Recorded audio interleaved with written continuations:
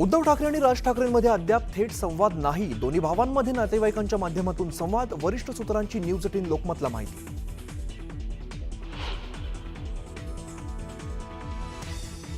उद्धव ठाकरेंचा राजकीय कारभार संपला। उद्धव ठाकरेंसोबत कोणीही जाणार नाही। रामदास कदमांचा ठाकरेंवर निशाणा। ताउम्र राहुल जी, आप यही गलती करते रहे, धूल चेहरे पर थी और आईना पूछते रहे।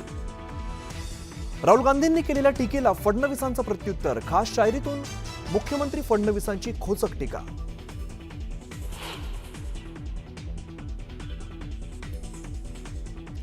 जाहीर सभेत जपून बोललं पाहिजे। आपण कोणाचा फायदा करतोय याचं भान असलं पाहिजे। महायुतीत आहोत हे विसरू नका। निलेश राणेंनी टोचले बंधू नितेश राणेंचे कान।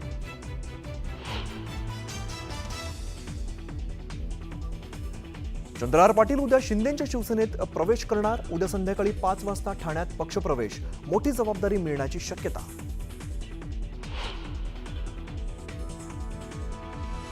शेतकऱ्यांच्या कर्जमाफीच्या मुद्द्यावर बच्चू कडू आक्रमक। अमरावतीमधील मोजरी इकडे तुकडोजी महाराजांच्या समाधी परिसरात अन्नत्याग आंदोलन।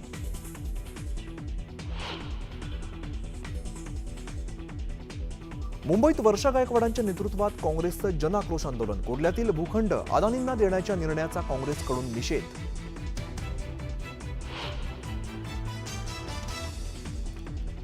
बदलापुरात टपऱ्यांवर ड्रग्सची सर्रास विक्री। अनेकदा पोलिसांना सांगून कारवाई करायला लावली। आमदार किसन कथोरेंचा खळबळजनक दावा।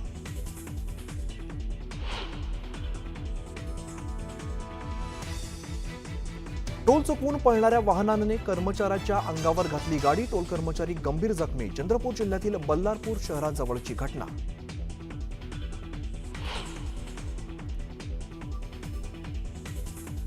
नुकत्याच उद्घाटन झालेल्या समृद्धी हायवेच्या इगतपुरी बोगद्याजवळ भीषण अपघात। भरधाव कारची मागून ट्रकला धडक। अपघातात 2 जण जखमी।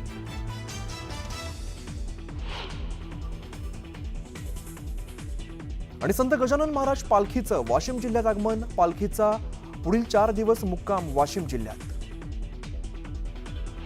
शिवसेना उभाटा आणि महाराष्ट्र नवनिर्माण सेना एकत्र येण्याच्या चर्चेवरती आता शिवसेना नेते रामदास कदम यांनी प्रतिक्रिया दिलेली आहे।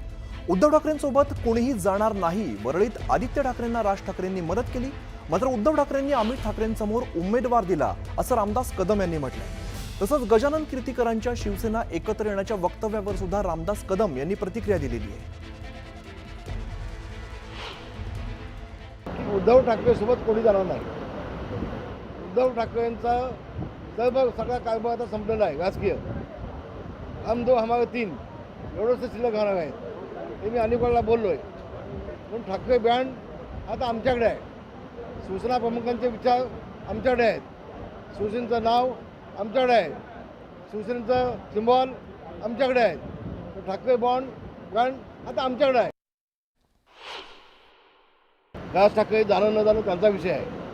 पण ज्यावेळेला आदित्य वगळीमध्ये उभा होता विधानसभेला, तेव्हा राज ठाकरेंनी त्याला मदत केली आणि निवडून आणला। पण राज ठाकरेंचा मुलगा ज्यावेळेला उभा झाला त्यावेळेला उद्धव ठाकरेंनी त्याला पाडला। हे सगळं लक्षात घ्या ना तुम्ही। अहो जे राज ठाकरेचे 6 नगरसेवक होते, त्या 6 ते 6 नगरसेवक राज ठाकरेंचे उद्धव ठाकरेंनी फोडले आणि स्वतःकडे घेतले। राज ठाकरेंना आवडेल का हे? गजानन कीर्तीकर साहेब जे बोलले ते त्यांचं वैयक्तिक मत आहे, ते पक्षाचं मत नाही। त्यानंतर त्यांनी मला फोन केला होता। माझं त्यांच्यावर बोलणं झालं, माझी चर्चा झाली। मुंबईत गेल्यानंतर आम्ही दोघे बसतोय, मी आठू साहेब गजाभाऊ, आम्ही तिघे बसणार आहोत। आणि जे गैरसमज झाले होते ते सगळे गेले निघाले, झाली माहिती होतं। तर उद्धव ठाकरे आणि राज ठाकरे यांच्यात अद्याप थेट संवाद झालेला नसल्याची सूत्रांनी माहिती दिलेली आहे। ठाकरे बंधूंमध्ये अद्यापही कोणतंही थेट बोलणं झालेलं नाहीये। दोन्ही भावांमध्ये नातेवाईकांच्या माध्यमातून संवाद सुरू असल्याची माहिती समोर येते।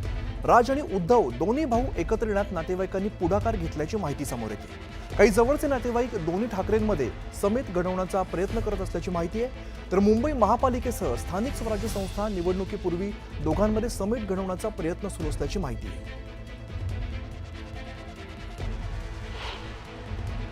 कोण नाते करतात आणि काय करतात याची मला कल्पना नाही, पण मी प्रयत्न पहिल्यापासून करतोय जग जाहीर आहे। आणि या विशेष म्हणजे संजय राऊत साहेबांनी जास्ती इनिशिएटिव्ह घेतलेला आहे आणि त्यांच्यामध्ये थोडंसं मला वाटतं स्वामी समर्थांचं आशीर्वाद असल्यामुळे ते अशक्य गोष्टी शक्य करून दाखवतात. जसं गेल्या वेळेस महाआघाडीच्या वेळेस त्यांनी जो रोल केला आणि त्यांनी एकदा मनात घेतलं ते करतातच, तसं मला थोडं यावेळेस त्यांच्या हातून काहीतरी घडेल अशी माझी अपेक्षा आहे. नाही, मराठी माणसांना फायदा तर नक्कीच होणार आहे, पण हे केवळ निवडणुका आल्या म्हणून युती होईल का नाही असं मला वाटत नाही. याचे प्रयत्न मी बरेच वर्ष करतो आहे आणि बरेच वर्ष या गोष्टी चाललेल्या आहेत.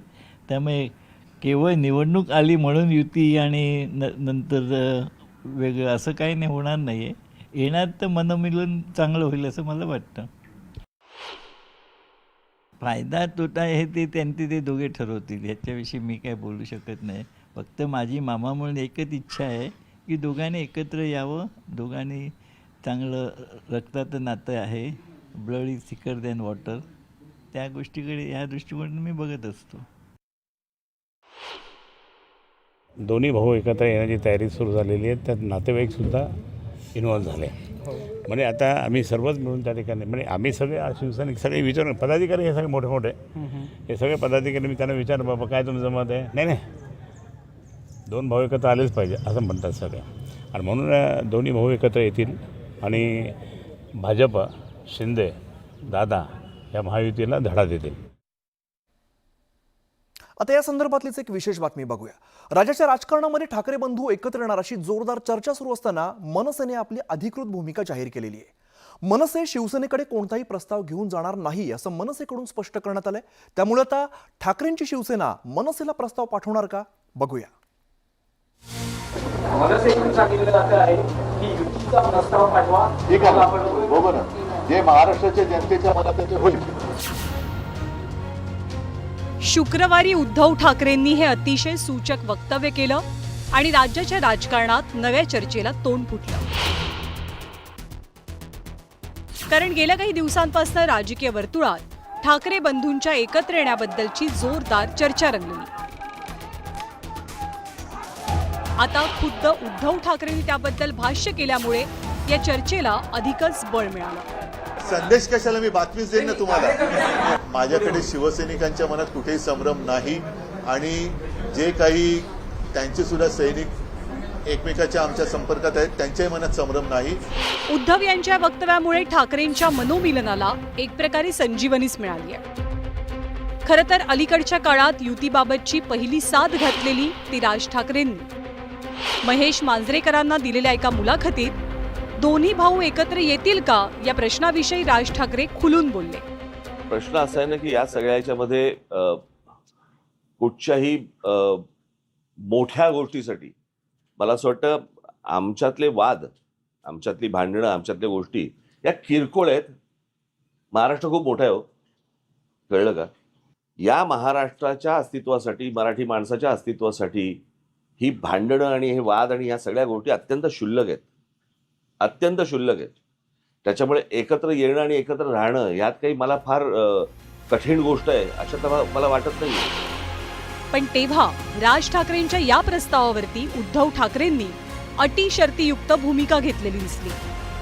पाठिंबा द्यायचा, आता विरोध करायचा, मग परत तडजोड करायची, हे असं नाही. महाराष्ट्राचं हित, मग त्याच्या आड जो कोणी येईल त्याचं स्वागत मी करणार नाही, त्याला मी घरी बोलवणार नाही, त्याच्या घरी मी जाणार नाही, त्याचं आगत स्वागत त्याच्याबरोबर पंक्तीला बसणार नाही, हे पहिले ठरवा आणि मग महाराष्ट्र हिताच्या गोष्टी करा.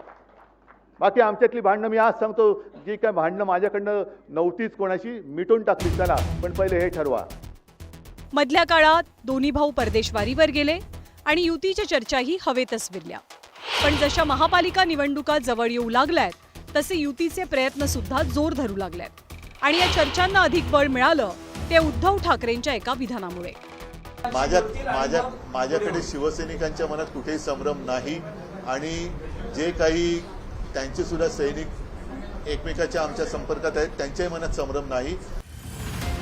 आता जरी ठाकरेंची शिवसेना जवळीक साधू पाहत असली तरी आधीच्या काही अनुभवांमुळे यावेळी मात्र मनसेनं सावध भूमिका घ्यायचं निश्चित केलंय. याआधी 2014च्या विधानसभा आणि 2017च्या पालिका निवडणुकीवेळी शिवसेना मनसे युतीचे प्रयत्न झाले.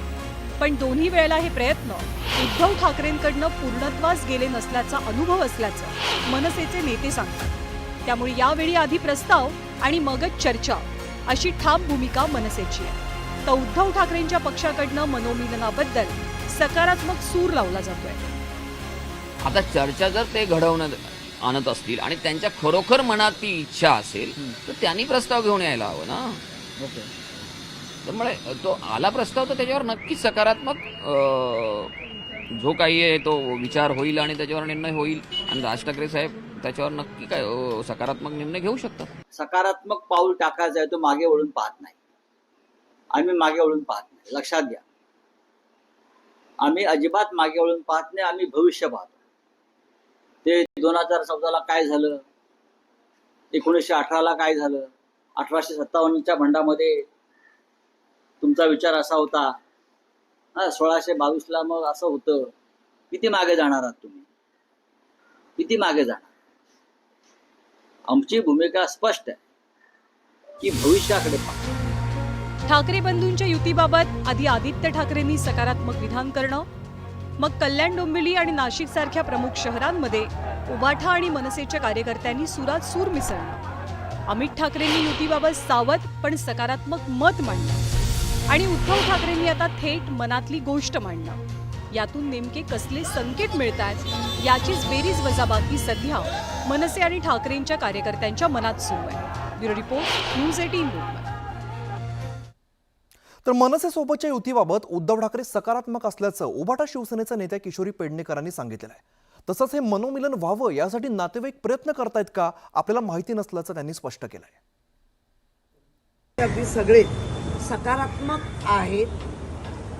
संजय राऊतांनी तर सांगितलं मागे वळून पाहायचंच नाहीये, पण मागे वळून जेवढं बघाल तेवढा चिखल दिसेल आणि त्या चिखलात परत जायचं नाहीये.